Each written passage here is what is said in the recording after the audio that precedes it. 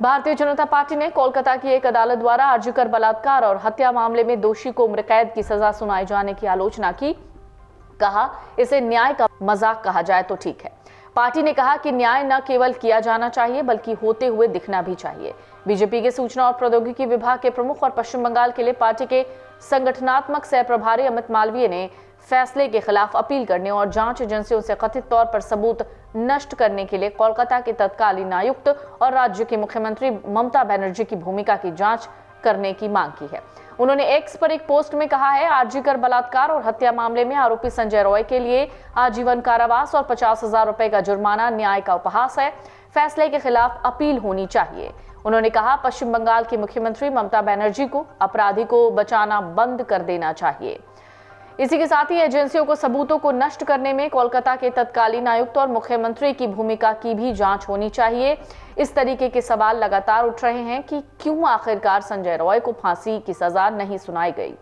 उन्होंने ये भी कहा है कि न्याय न केवल होना चाहिए बल्कि होते हुए भी दिखना चाहिए। ऐसा ही कुछ एक बयान कांग्रेस की तरफ से भी सामने आया है। फिलहाल हम बात कर लेते हैं बीजेपी नेता शाहजाद पूनावाला की। उन्होंने क्या कहा है वो भी जान लीजिए। उन्होंने कहा है, क्या पूरा न्याय हुआ है? लगता है बहुत सारी चीजों को टीएमसी सरकार और पुलिस द्वारा शुरू में मैनिपुलेट किया गया, जिससे केस कमजोर हो गया। ममता बनर्जी से अपेक्षित था कि बेटी को न्याय दिलाओ, लेकिन वो सबूत मिटाओ, सच की आवाज दबाओ और किसी तरह बलात्कारियों को बचाव में लगे थे। पूरा न्याय नहीं हुआ है। सत्ता में काबिज लोगों ने बलात्कारियों को बचाने का काम किया है। उनको जब सजा मिलेगी तभी पूरा न्याय हो पाएगा। इधर सीपीआईएम नेता वृंदा करात ने भी कहा है, उन्होंने कहा है, केरल की अदालत ने एक लड़की को मौत की सजा दी क्योंकि लड़की पर यह साबित हो गया था कि उसने अपने प्रेमी को जहर दिया था। महिलाओं के खिलाफ अपराधों, विशेषकर बलात्कार और हत्या के मामलों में न्याय दिलाने में हमारे कानूनों की विफलता को दर्शाता है, क्योंकि ऐसे विभिन्न मानक लागू किए जा रहे हैं। दूसरा पहलू ये है कि सबूतों को नष्ट कर दिया गया है। संजय रॉय के साथ कौन दोषी है, कौन सी नेक्सस है, राज्य सरकार का बचाव क्यों किया जा रहा है।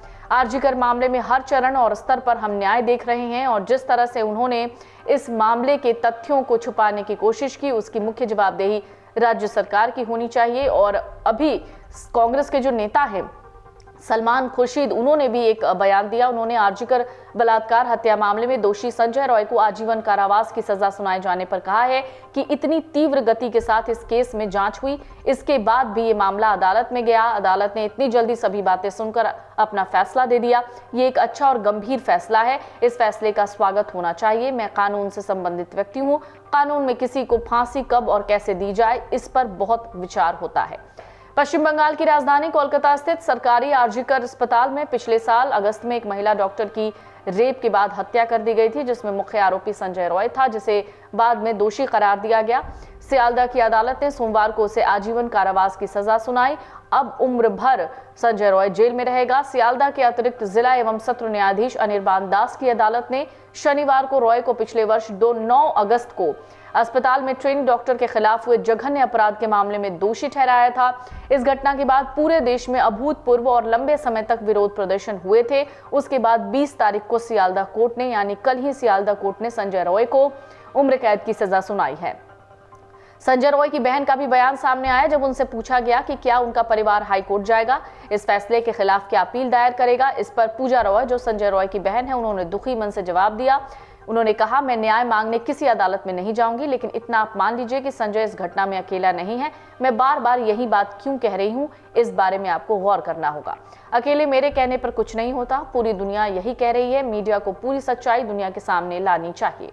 संजय रॉय ने कोर्ट में अपना पक्ष रखते हुए कहा है कि उस कमरे में मेरे लिए ऐसा काम करना संभव नहीं है। सर, मुझे फंसाया गया है। मैंने इसे पहले भी कहा है, मैं इसे फिर से कहूंगा। संजय ने यह भी कहा, मुझे हिरासत में प्रताड़ित किया गया। कलकत्ता पुलिस द्वारा सीबीआई हिरासत में लिए जाने के बाद उसकी मेडिकल जांच बार बार की गई और फिर भी कुछ नहीं मिला। ये आरोप इस वक्त संजय रॉय लगा रहा है। अमर उजाला जीवांजलि के सारथी की मदद लें और महाकुंभ में स्नान जरूर करें।